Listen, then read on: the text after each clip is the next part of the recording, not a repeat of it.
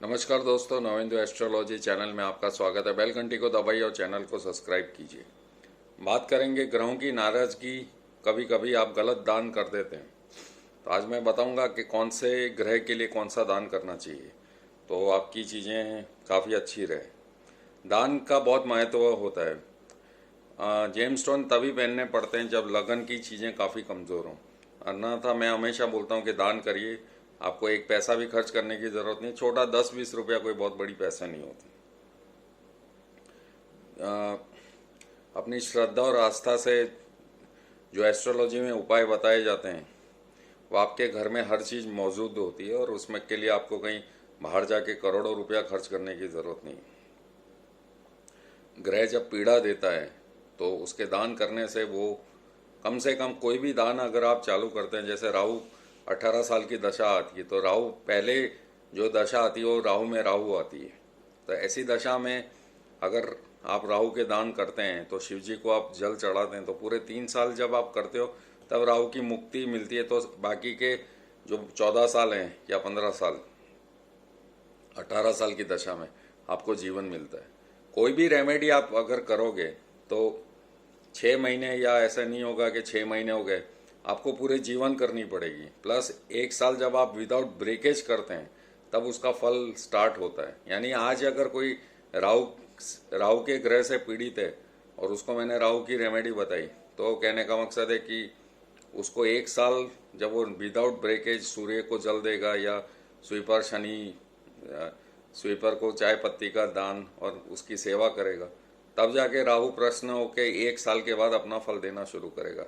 सो अगर कोई एस्ट्रोलॉजर आपको बोलता है कि ये पहनने से बस आपकी चिंताएं खत्म हो जाएंगी, वो भूल है। भगवान ने इतनी सस्ती ज़िंदगी नहीं बनाई। जिस तरह से आज हम जी रहे हैं और हमें तकलीफ़ें मिल रही हैं, इतनी सस्ती होती तो दवाई भी ढूंढ लेता। पर भगवान की दया से इतने लोग मर रहे हैं लेकिन पीड़ाएं बढ़ रही हैं। और वीडियो तो मैंने आज इसलिए ही बनाया कि आपको पता होना चाहिए कि हर उंगली में कि किस तरह का टाइम, किस तरह से हमें जीना है और अपने आप को एडजस्ट करके, कॉम्प्रोमाइज़ करके, लाइफ को एडजस्ट करके कोरोना के साथ आगे बढ़ना है। तो जब भी दान करें वो मन से करें। मतलब फिर दान करने के बाद लोग जाके बैठ के बोलते हैं कि आज पता है मैंने दान में क्या किया। जब आप वो दान करते हैं और किसी को जाके उसकी कहानी सुनाते हैं, वो दान खत्म हो जाता है, यानी वो दान फलित नहीं होता। तो एक नियम बना लीजिए, जो दान आप करते हैं किसी को ना बताएं। अगर बताते हैं तो भूल जाइए, फिर आपको कुछ मिलेगा। एक तो पहले ये गलती जो लोग करते हैं वो बताना मेरी ड्यूटी है। अब बेसिकली मार्केश के, अगर मार्केश की दशा चल रही है तो शिव जी की पूजा करनी चाहिए। मतलब पहले भाव में, तीसरे भाव में, 8वें भाव में, 7वें भाव में और 11वें भाव में। अगर इनमें ये ग्रहों की दशाएं आपको चल रही हैं तो मार्केश की दशा होती है। ये मृत्यु तुल्य कष्ट की दशाएं होती हैं। इसमें तो भगवान की सेवा जी जान से करनी पड़ती है। और अगर जैसे कुंडली क्या ऐसे ग्रहों की दशा जिसमें वो वक्री है या अस्त है, उनकी भी पीड़ाएं बढ़ती हैं तो उसकी भी सेवा बहुत लंबी करनी पड़ती है। 7.5 है, ढैया है। तो अब जैसे मैं ये बताऊंगा कि सूर्य पीड़ित है तो आपको क्या दान देना चाहिए। गेहूं, गुड़, लाल वस्त्र और तांबे के बर्तन। चंद्रमा अगर खराब है तो क्या दान देना चाहिए। दूध, चावल, सफ़ेद वस्त्र। मंगल खराब है तो लाल मसूर की दाल और लाल कलर का कपड़ा या हनुमान जी के मंदिर में चोला चढ़ाना, लाल रंग का टीका। बुध के बाद में बुधवार के दिन क्या दान करना है। साबुत मूंग, हरी सब्जियां, किसी भी जानवर को आप खिला सकते हैं।